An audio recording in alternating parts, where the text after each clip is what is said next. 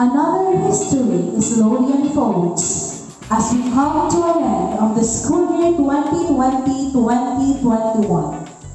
There is no doubt that this graduation season is unlike any other in recent memory or history. The COVID-19 pandemic has changed the way seniors in college or high school experience this milestone, from drive-through ceremonies to virtual ones. While the tradition of graduation may look a little different this year, one thing remains the same. Graduates are about to embark on an exciting new chapter of their lives filled with new adventures, new challenges, and new growth. Our dear parents and their children who patiently waited, finally, it's over.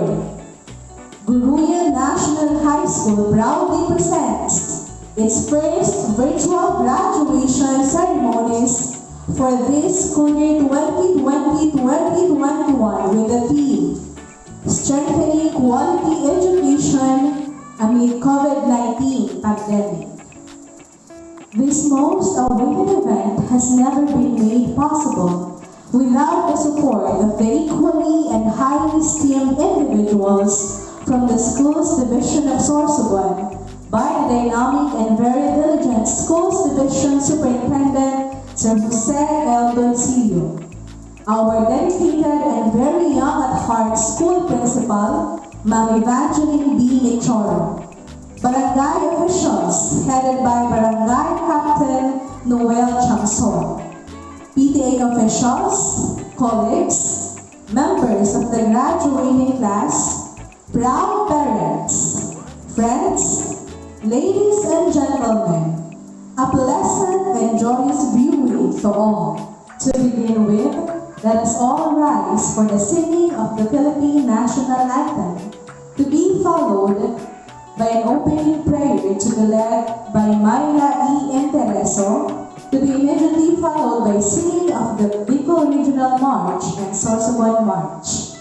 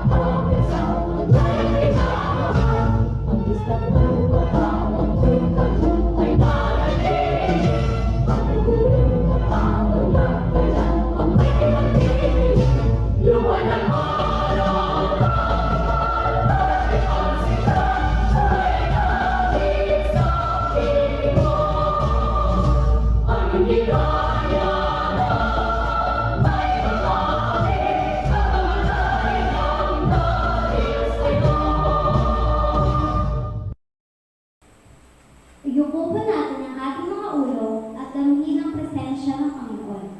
Sa ngalan ng Ama, ng Anak, at ng Espiritu Santo. Amen. Mahal namin Panginoon, Ikaw ang higit na makapangyarihan sa lahat. Pinupuri ka namin sa iyong kadakilaan at kabutihan. Kami po ay patuloy na nanalig sa iyo. Lubos po ang aming pasasalamat dahil sa inyong mga pagpapala. Kami po ay labis na nagpapasalamat sa pagbibigay ninyo ng sa pinakamalagang araw sa buhay natin, ang aming pagtatapos sa sekundarya. Kayo po ang naging gabay sa pagtahak ng mga hakbang sa aming buhay. Hindi niyo po kami pinabayaan sa anumang mga balakid, lalo na sa aming pag-aaral kahit na may pandemya.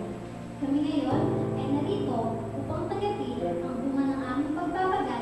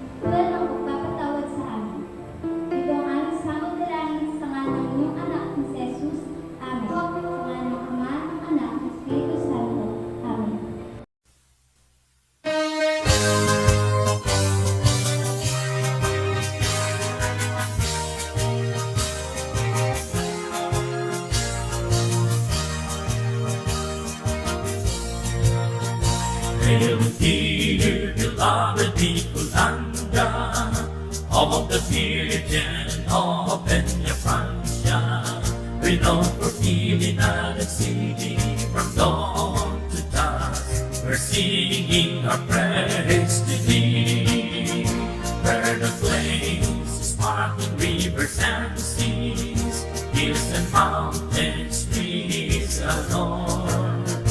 From the shores across the sea, all nature's here to thee abound.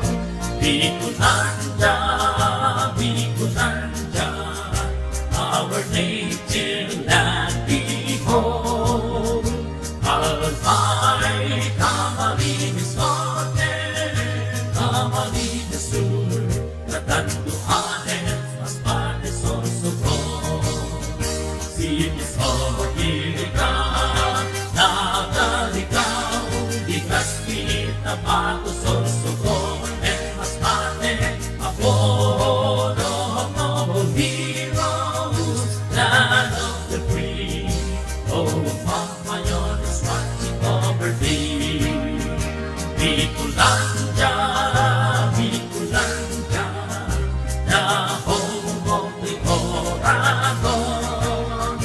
Here is warriors born and afraid, the truth and dignity we defend. Bicolanda, Bicolanda, the home of the Oragons. Here is warriors born and afraid, the truth and dignity we defend. The truth and dignity we defend.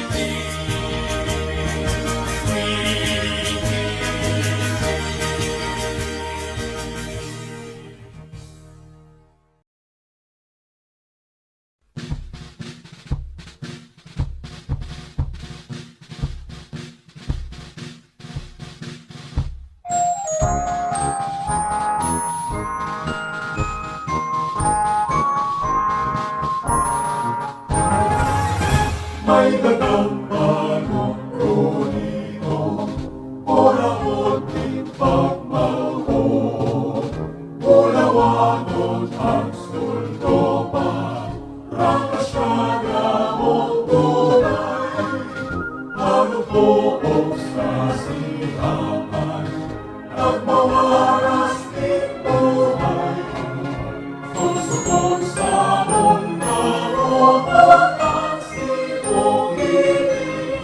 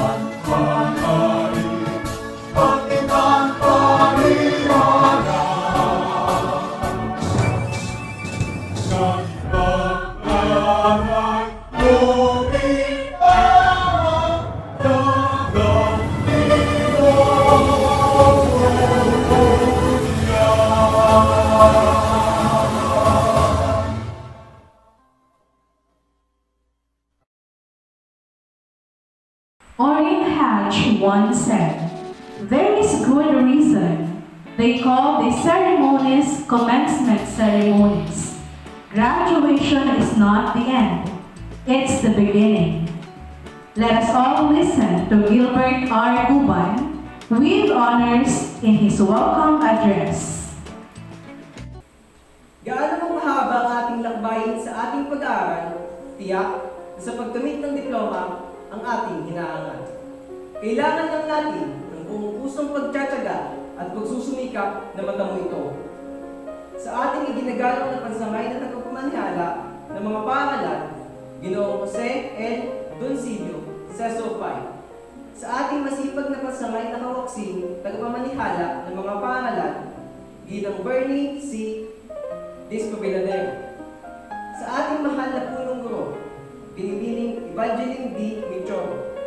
Sa ating masigasig na mga guro, sa ating mga mahawagang mga magulang, sa aking mga matyagang pamag-aral, at sa lahat ng mga taong sumusubaybay upang matunghayan ang ating pagtatapos. Isang mapagpalang umaga po sa ating lahat. Sa kabila ng pandemyang ating nararanasan, ay hindi tayo nagpapatinag sa pagsubok na ito. Nabago man ang sistema ng edukasyon at nagkaroon man ng mga bagong paraan sa pag-aaral, katulad ng modular, ay hindi natin mababago na ang edukasyon ay kailangan natin sa ating buhay. Wika nga, ito ang kayamanan, di mananakaw ni numan. Sa loob ng 6 na taon ng ating pamamalagi sa ating mahal na pambansang mataas na paaralan ng Guruyan, ay naranasan natin maging masaya. Sa kabila ng mga proyekto, kailangan natin ipasa sa tatlong oras. Tayo'y nakabuo ng mga pagkakaibigan at samahang babangunin natin sa ating pagtanda. Nahirapan lang tayong tapusin ang 6 na taon sa high school dahil sa hinamon tayo ng panahon dulot ng pandemya.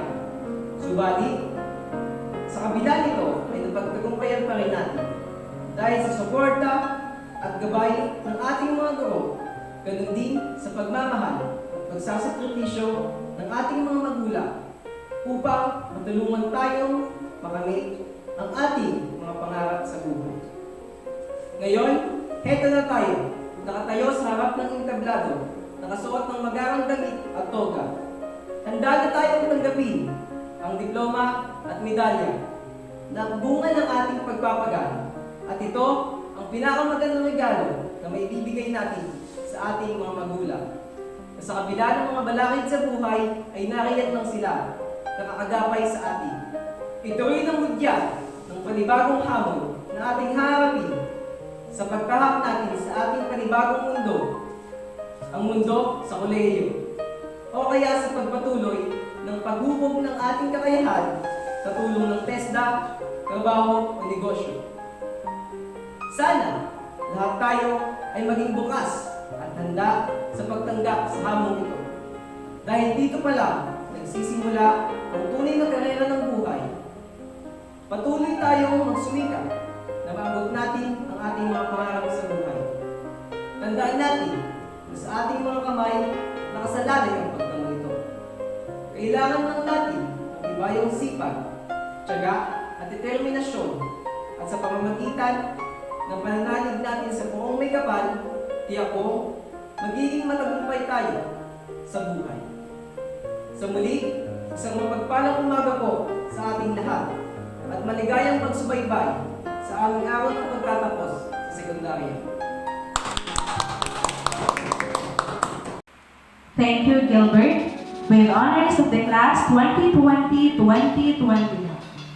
Let us now listen to the inspirational message from the epitome of an empowered woman, our active and ever-supportive DepEd Secretary, Yolor M. Briones.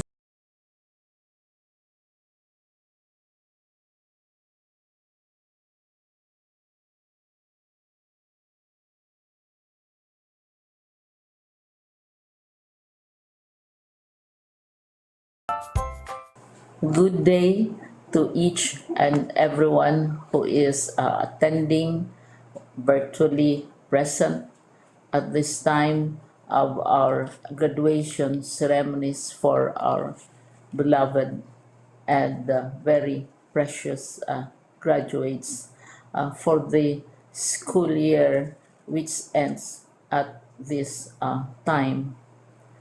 First of all, I'd like to greet the parents and family members without whose sacrifices, whose reminders, and whose participation in the learning process for our graduates have resulted in this culmination program.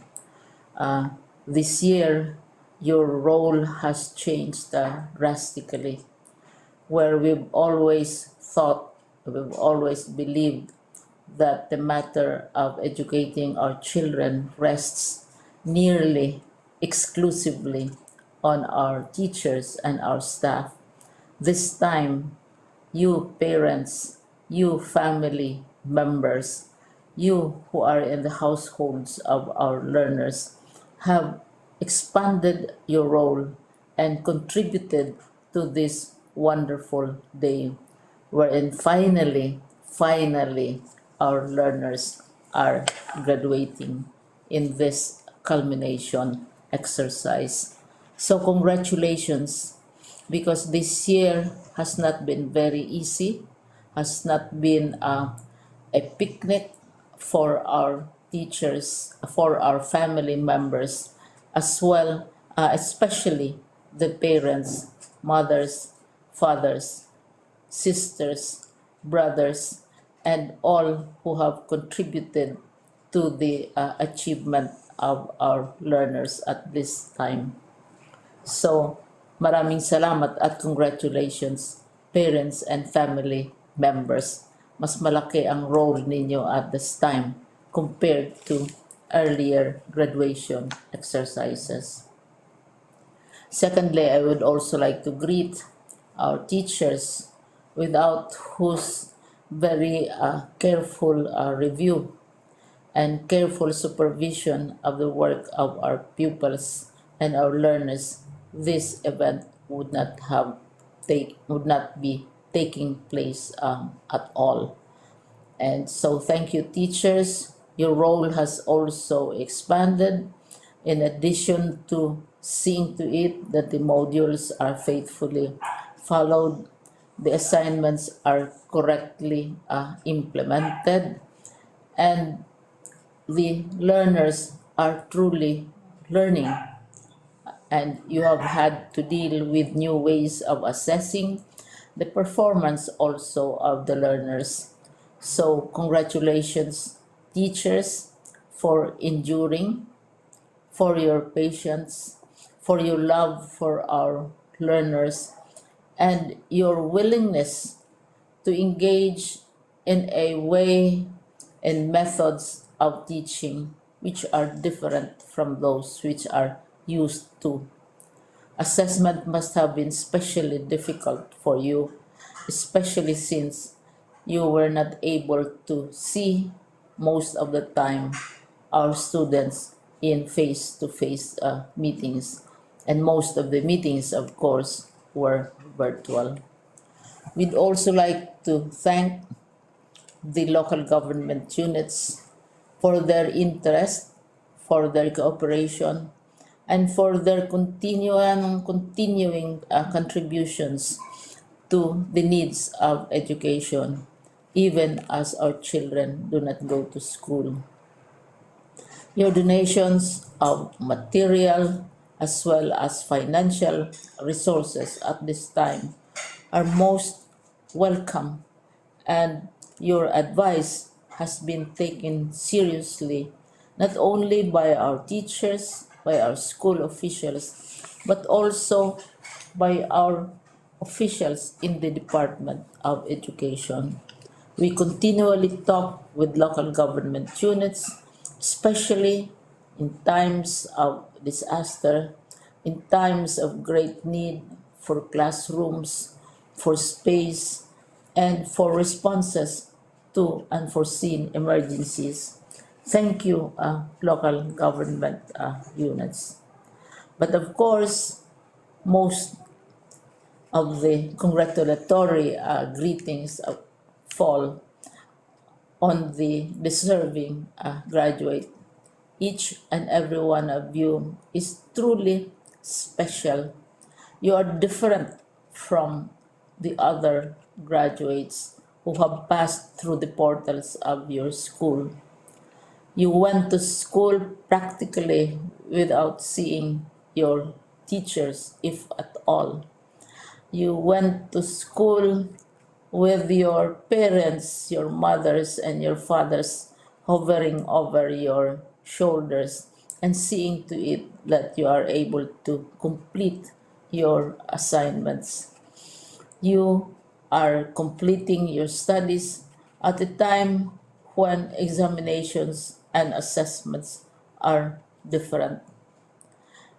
You are culminating these long months of hard work at this time, even as you have to do family chores, even as you are distracted, and even as your world has turned upside down, and it seems and it appears as if we don't know what the future holds and what will happen next. But you have persevered, and now you are ready to graduate. And therefore, you deserve each and every bit of congratulations from us in the Department of Education, from your parents and family members, your teachers, from the officials in local government, as well as in the parent teachers associations. You deserve each and every single congratulatory pat on your back, each hug virtually, of course, and each greeting, which I am sure you are also receiving virtually.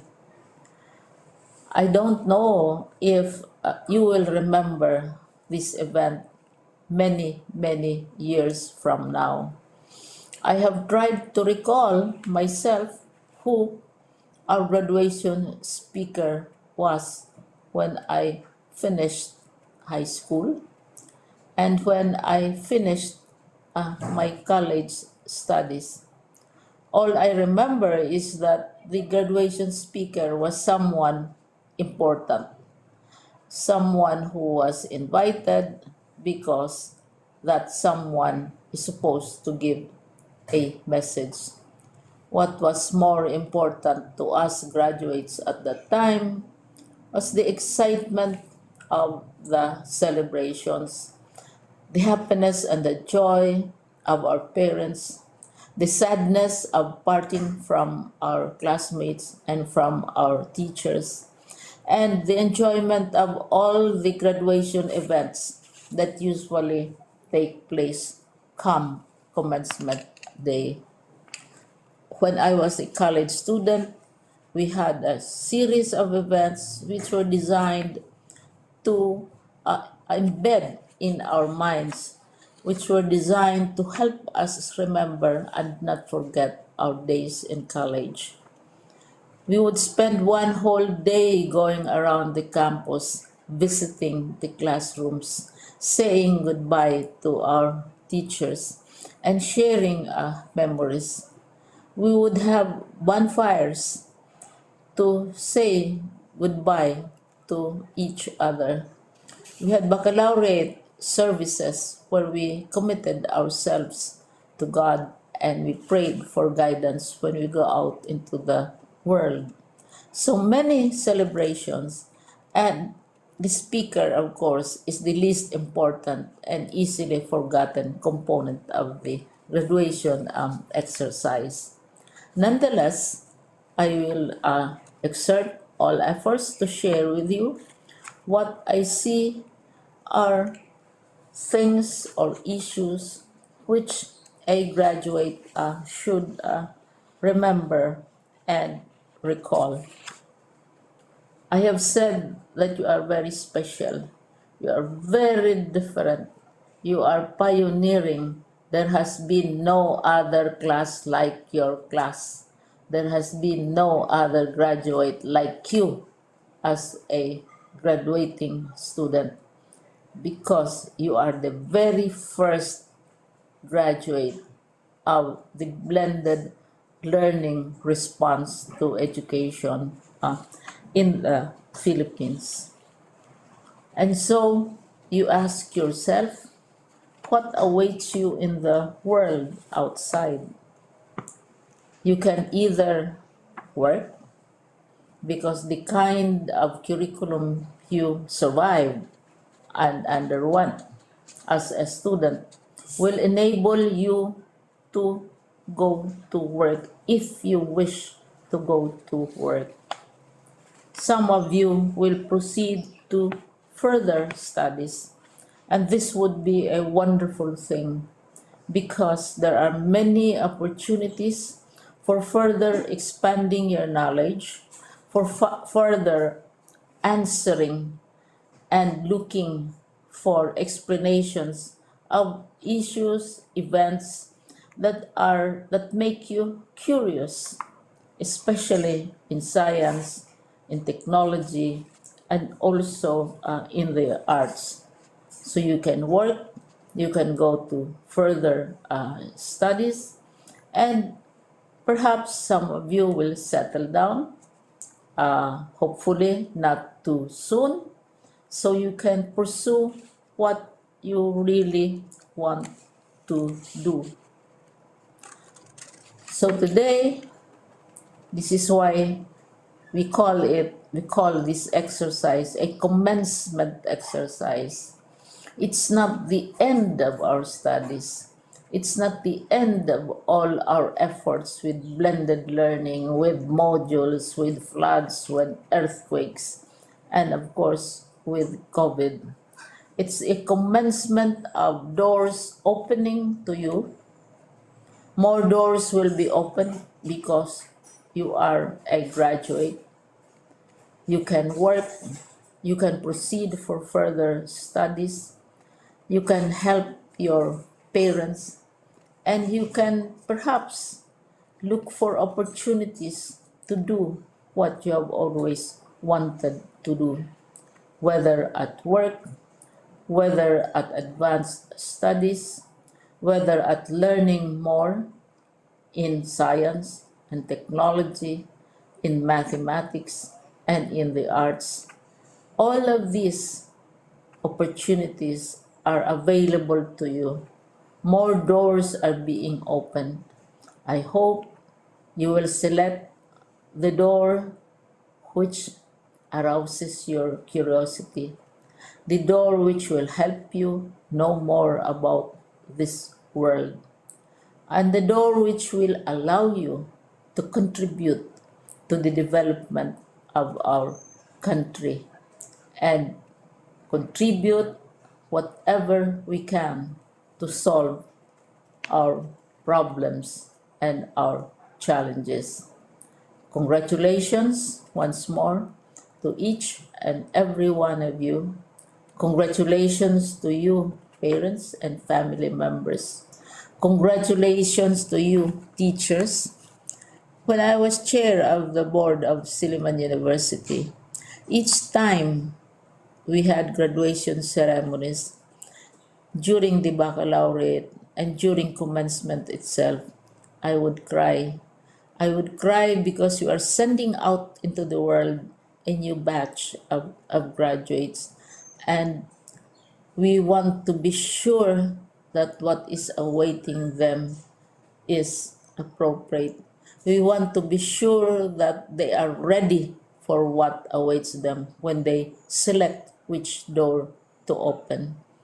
And so we tell you, go out to the world, do whatever you want to do. God be with you, and be assured that all of us love each and every one of you. Congratulations.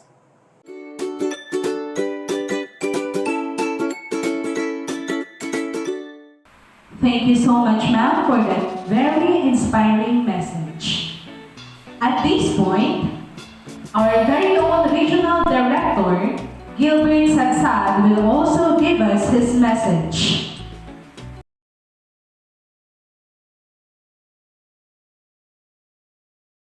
Greeting all our graduating and completing learners at a triumphant and cheerful congratulations as the school year 2020-2021 closes this July. You have made it. Despite of the many challenges brought about by COVID-19 pandemic, you were able to updo the task of learning and surpass the test of indomitable spirit in pursuing educational achievement amidst the situation.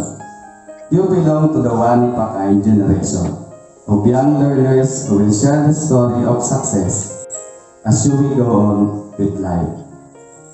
Please remain courageous and with a keen spirit as the challenge continues. My salute also to our unsung heroes, our teachers, for the continuing service to develop the minds of our youth despite the enormous challenges we have faced in the department this school year. Without your commitment, sacrifices, and love for our learners, they will never make it through. You are one of the main enablers to develop their potentials. Our sincerest thanks also to all the parents who have provided all the care and support for the basic education of your children. The task was daunting, but your guidance and strong example of confidence, perseverance, honesty, and patience will pay off as they grow in the academic world with your influence. This year's theme, Strengthening Quality Education amid COVID-19 pandemic, is showcased by the faithful support of all learners, parents, teachers, and education stakeholders. The Bayanihan was very much instrumental in achieving this goal, even in the dire situations such as this pandemic. We, at the Department of Education, Region 5, will continue to commit teaching with competencies and the required skills for the new world. We will continue to innovate, adjust, and implement strategies for quality, accessible, relevant, and liberating basic education for all. Ipapadagos ta ang pagkanuod, we will continue education with everyone's support. We can make it a better normal. Again, congratulations. Commencement also provides an opportunity to recognize school officials and teachers who are dedicated to providing the highest quality education and to making a positive difference in the lives of our students. Ladies and gentlemen, schools officials and teachers, Jose L. Doncillo, CESO 5 Schools Division Superintendent. Bernice E. Dispa Veladero, Assistant Schools Division Superintendent. Angelo B. Pura, OIC Public Schools District Supervisor. Evangeline B. Michoro, Secondary School Principal 1. Teaching staff of Guruyan National High School.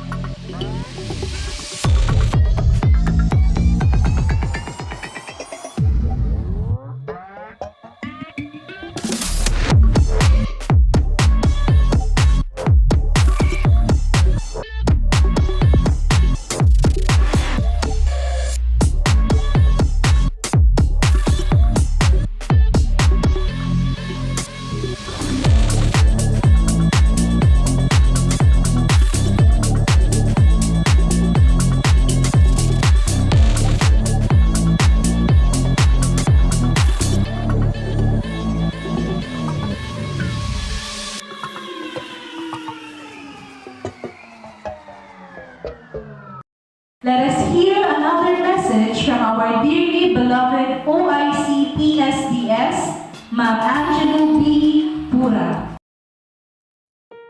I would like to convey my best wishes and admiration to all the graduates, completers, and awardees of school year 2020-2021. This has been a tough year, and yet all of you were able to surpass it with full courage and determination. Indeed, this COVID-19 pandemic has taught everybody that nothing is permanent. The education system that you once knew was changed in an instant. Modular and flexible learning are the new normal. The extraordinary passion of teachers and school leaders was also one of the factors why we were able to finish this challenging year. But despite of these hard times, you exhibited willingness and hard work to meet most essential educational requirements. Similarly, the never-ending support and love of your parents had brought and helped you reach the pedestal of success. Dear graduates and completers, more challenges will still come in your way, but do not forget the teachings that your mentors had taught you. Be focused and make your dreams be your motivation to achieve your goals. With the resiliency and strength you showed, I know that you had given meaning to our theme for this year, strengthening the quality of education amid COVID-19 pandemic. Lastly, do not forget to seek the guidance of our Almighty God to help you get through the endeavors that life has to offer. Congratulations and God bless always. A message from Ms. Angelo Buban Pura, OIC Public Schools District Supervisor. Thank you so much, ma'am, for that very motivating message. At this juncture, ladies and gentlemen, you are about to witness virtually the main highlight of today's event. To do the honors of presenting the school year's candidates for graduation, may we have our very own school principal, Ma'am Evangeline B. Michoro. As the school principal, may I present 45 candidates for graduation from Guruyan National High School, Huban, Sorsogon for this school year 2020-2021. 19 of them are males and 26 are females. I hereby certify that these candidates for graduation have satisfactorily completed the requirements of the senior high school curriculum as prescribed by the Department of Education. I therefore recommend that their graduation be confirmed. For the confirmation of the candidates for graduation, we will have our valued Schools Division Superintendent of the Schools Division of Sorsogon, Jose L. Doncillo.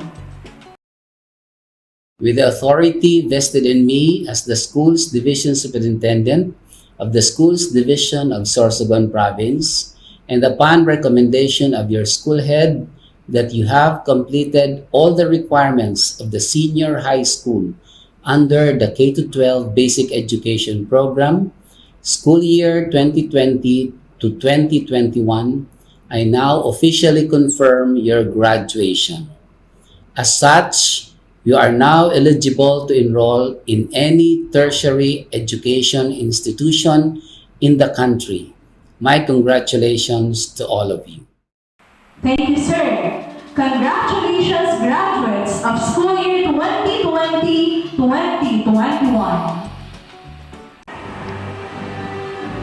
Candidates for graduation for school year 2020-2021. March. Barachita Edward P. Borromeo Noel Tara. Bublo Jimenez P. Kaalan Mark Anthony. Dagatang General Gatorita Guruyan,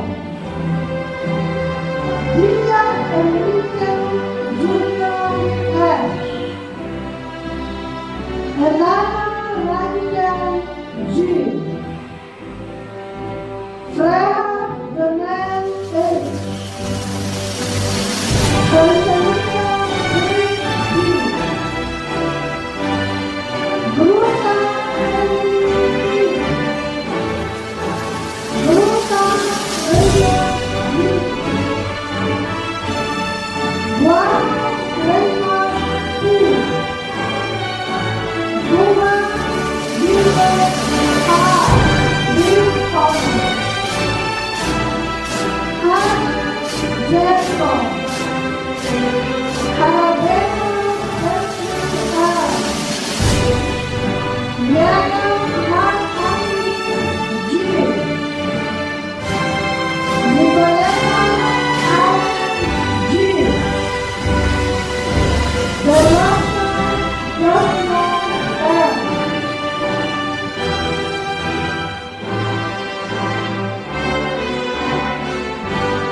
Girl, Berwena Emily V. Borden Marie A. Green Honors. De la Santa Raymond R. Green Honors. De la Ita Clarice J. Vizcaya Peter R. Hermana Patrina Maina B. Angelina Maina E. Green Honors.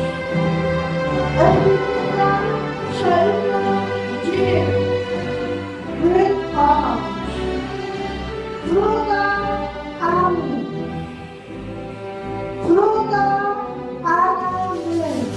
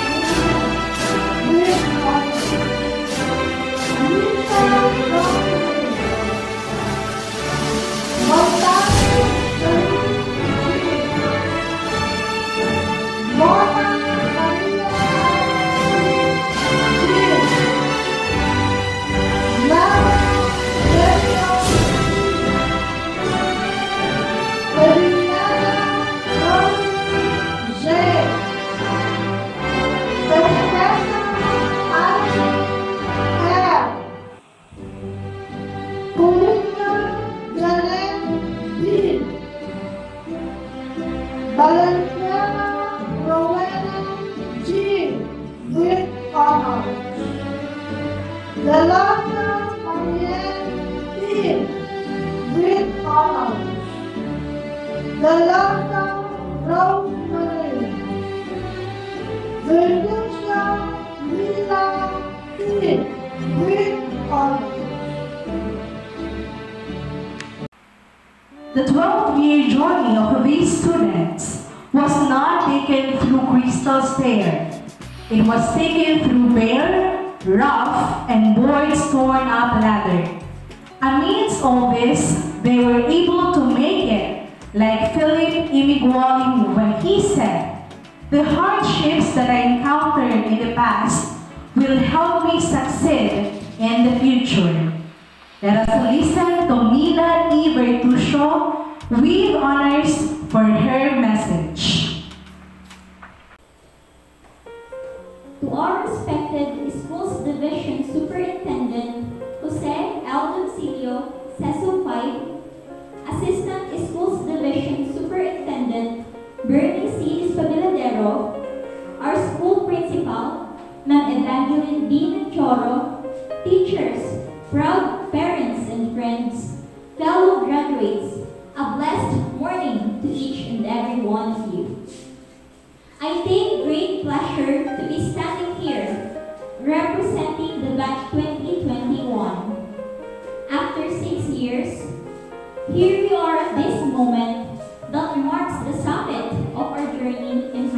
school.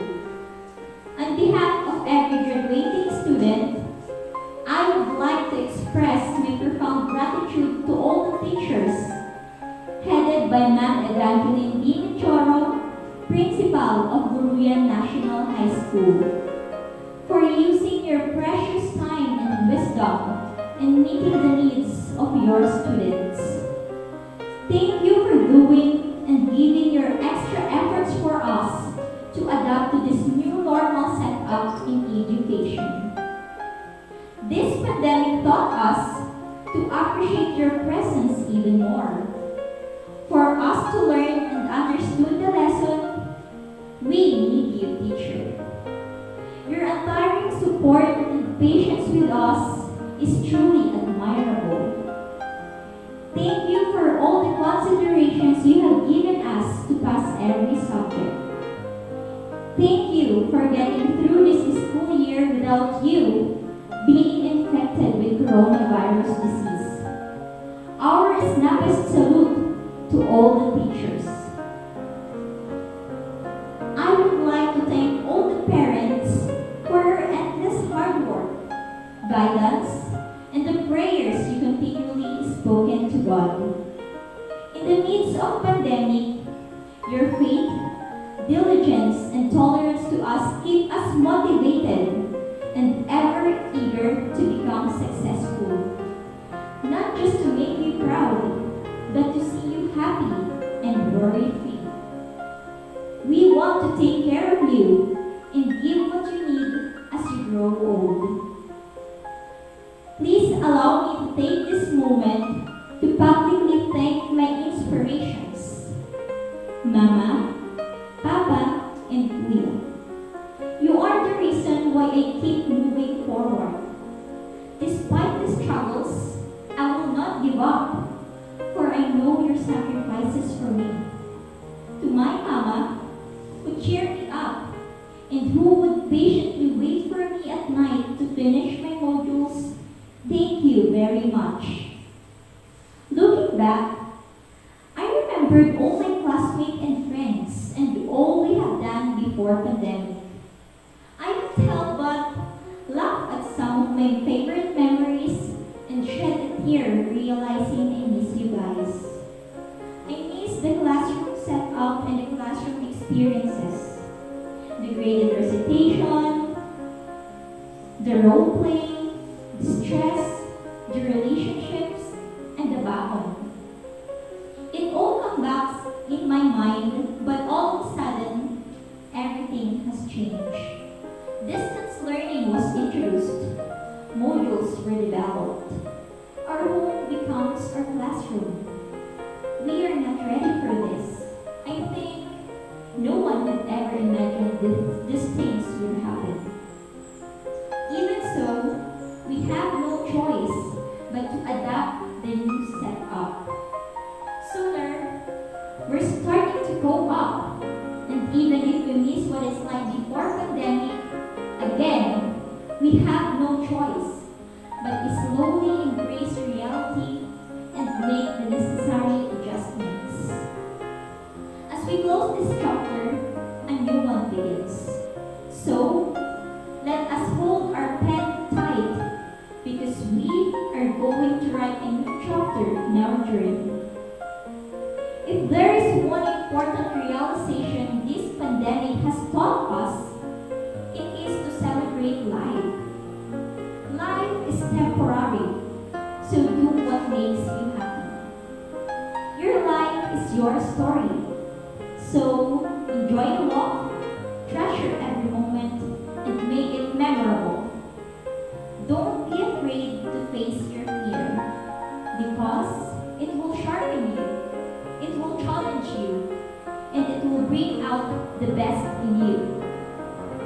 Keep learning, keep trying, keep accomplishing throughout your journey.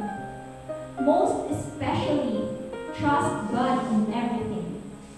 Because the Bible said, I can do all things through Christ who strengthens me.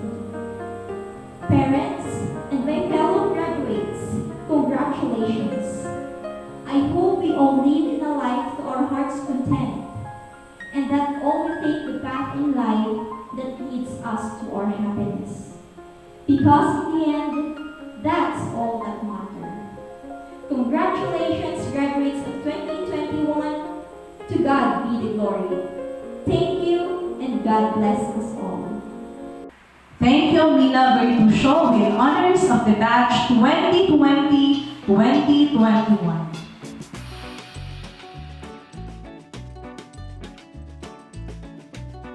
Sa ating iginagalang na pansangay na tagapamanihala ng mga paaralan, Ginoong Jose L. Doncillo, Seso 5, sa ating masipag na pansangay na kawaksing tagapamanihala ng mga paaralan, Ginang Bernie C. Dispabeladero, sa ating butihing punong guro, Binibining Evangeline B. Michoro, sa aking masigasig na mga kasanggang guro sa pagtataguyod ng kaalaman, sa mapagmahal na mga magulang, sa matyagang mga mag-aaral na magsisipagtapos ngayong araw, isang mapagpalang umaga po sa ating lahat. Ngayon ay ang isa sa pinakamahalagang araw sa inyong buhay dahil ipinagdiriwang natin ang araw ng inyong pagtatapos sa sekundarya taong panuruan 2020-2021 na may temang kalidad ng edukasyon lalong patatagin sa gitna ng pandemya. Ako'y nagagalak sa inyong natamong karangalan sa araw na ito dahil ang inyong pagpapagal ay nagbunga na. Ito na ang araw na inyong pinakahihintay, ang matanggapang diploma na inyong pinagpaguran sa loob ng 6 na taon. Ang mga taong inyong pinuno ng pagsusumikap upang mapagtagumpayan ninyo ang mga hamon sa buhay, lalo na sa inyong pag-aaral. Hindi kayo nagpatalo sa mga pagsubok, lalo na ngayong taong panuruan na nagkaroon tayo ng pandemya na sumubok sa katatagan nating lahat. Nagkaroon man ng pagbabago sa sistema ng edukasyon katulad ng modular, ay kinaya ninyong malagpasan ito. Naranasan ninyo ang pagtsatsaga at pagpupuyat na masugutan ang mga ito. Sa inyong mga naranasan ay nararapat lamang na pasalamatan ninyo ang mga taong naging instrumento at inspirasyon ninyo para sa inyong natamong karangalan. Ang poong may kapal, ang inyong mga guro at ang inyong mga magulang. Sila'y hindi nagkulang at hindi nagpabaya upang matulungan kayo. Binabati ko kayo dahil nalagpasan na ninyo ang buhay sa high school at patungo na kayo sa panibagong buhay na inyong gustong makamtan. Sana ang inyong susunod na tatahakin ay isa sa 4 na curriculum exits na ating pinag-aralan: ang kolehiyo, TESDA, trabaho at negosyo. Tandaan lang na kailangang higit ang pagpupursige sa buhay upang maging maganda ang inyong kinabukasan. Sa lahat ng magsisipagtapos ay ipinapaabot ko sa inyo ang aking pagbati at maligayang araw ng pagtatapos sa sekundarya.